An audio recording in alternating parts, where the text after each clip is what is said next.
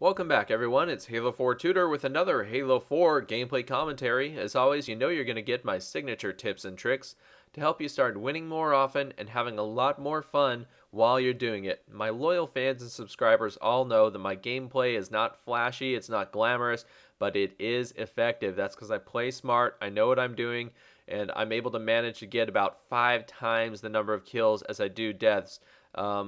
That's what I do here in this game, and that's what wins games, okay? You need to keep a close eye on your kill-death spread. When you go into the matchmaking statistics after a game, that's the number one statistic that you want to keep an eye on is your kill-death spread, okay? You want to have that number as high as possible. And in fact, you know, you can go into your career statistics and check out your career kill-death spread. And I recommend that you do this from time to time and see how you're doing and kind of monitor your progress. And if you haven't set a goal for yourself yet, then I really recommend that you do that.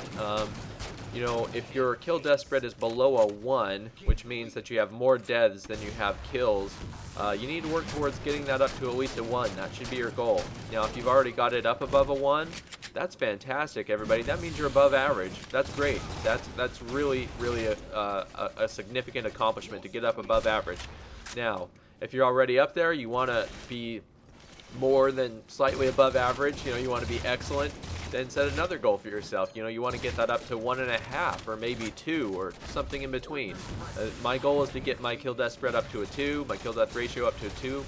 And so that's what I'm working towards. That's my goal, and I know I'm going to accomplish that as I continue working towards it. So make sure you've set a goal for yourself and you track and monitor that throughout time. Now here I'm working together with DJ Ducky Duck. Look, I have a saw and an ordnance drop. I don't need to use both weapons. So I call this ordnance down, I get Graham, DJ Ducky Duck over here to take up the sniper, and I share it with him. Now we've both got power weapons instead of one player carrying around 2, okay? It's a very smart tactic if you're working together with teammates and you have an extra ordnance drop that you don't need. I find myself sharing these with teammates from time to time when I can't use them, and that really makes this a dangerous combination, okay? That one move dramatically contributed to the way that we dominated this game, okay? So don't be afraid to share ordnance with your teammates, especially if you can communicate with them and tell them, you know, to come and grab it, all right? I want to talk a little bit about the saw because I haven't had many games where I really emphasize this. This is a fantastic weapon. I like it a lot. It's a UNSC weapon. It's an automatic weapon, and it's very powerful, okay? It only takes about 15 to 18 rounds in order to kill an opponent, and that's about 25% of a single clip. So you can go in there against 2 and even 3 opponents and just wipe them all out, okay, very quickly. It just melts through shields and health, and it's just absolutely bad news for your opponents. The one downside with this weapon is that it takes an eternity to reload. It takes forever to reload. So if you're in the habit, if you're one of those players like me who just kind of automatically reloads after every single kill, you need to refrain from doing that here, okay? Because what's going to happen is you're going to end up being killed while you're reloading, okay? So you need to make sure, you know, that saw is very effective at close to medium range, okay?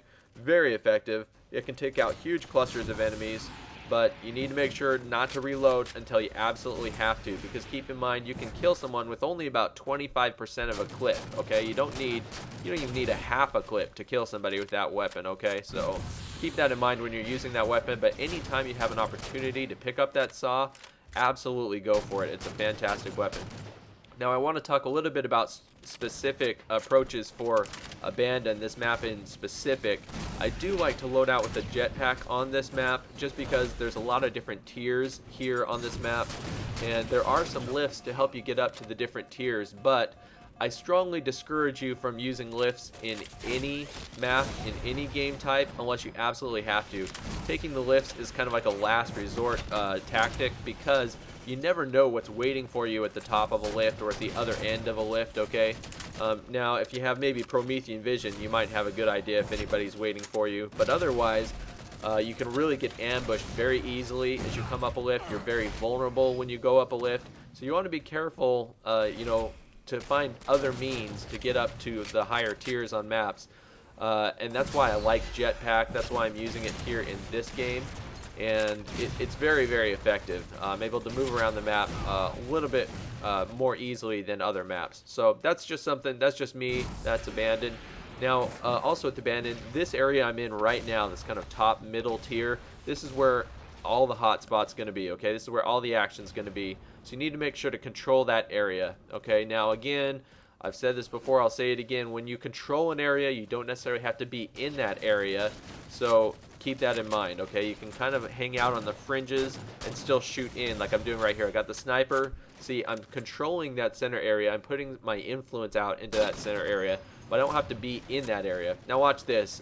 Get a first shot with that player. See, he's very, very foolish. He comes right up the lift, guys. If I was that red player, I would wait for my shields to recharge before I came up the lift. And frankly, I probably wouldn't have come up the lift at all because I know that there's several players up on top of the lift. Like I said, he was very vulnerable coming up here. He didn't need to come up, especially not without any shields, okay?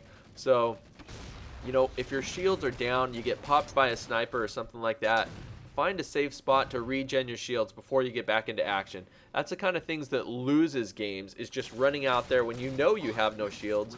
You need to fall back, everybody. So here, now I have the sniper. I'm being a little bit less aggressive because with the sniper, you know, of course I don't need to get up nice and close to anybody, so I'm kind of hanging at the back of the map here. It's not excellent visibility. I'm still trying to find some good places to snipe from, and it depends on how your opponents are acting and behaving. But here I see somebody coming up on my right, so I line up the shot. As soon as he comes around the corner, I got one sniper body shot and a DMR headshot. Now I'm giving Graham a little bit of support here, and I'm actually able to kill the opposing player, but a stray grenade finishes off my friend. So now here again, I've got the sniper and the saw. So look at this. Guys, the guy comes up the lift. Now he's really in trouble. All I need to do is get one body shot with the sniper and again finish him off with the DMR headshot. So I've got the, look, they keep coming up the lift, guys. I mean, this is what I'm telling you. You don't want to do this. You know, we're just absolutely ambushing them every time they come up the lift.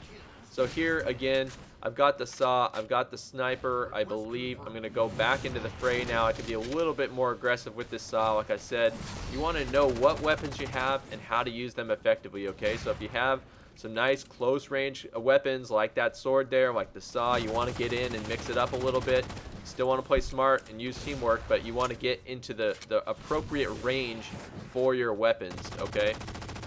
Now here, I was positive that a guy was going to come up the lift here. So I just kept standing here. I'm not a lift camper. I'm really not. But I saw that guy down below on the radar, and I knew he was just going to come up the lift, and I was trying to ambush him. But since he chose not to do that, I'm going to kind of move on with my saw and just keep terrorizing my opponents here. Game's about wrapped up, so let me finish up here. Hope you guys enjoyed the video and learned a few tips and tricks along the way.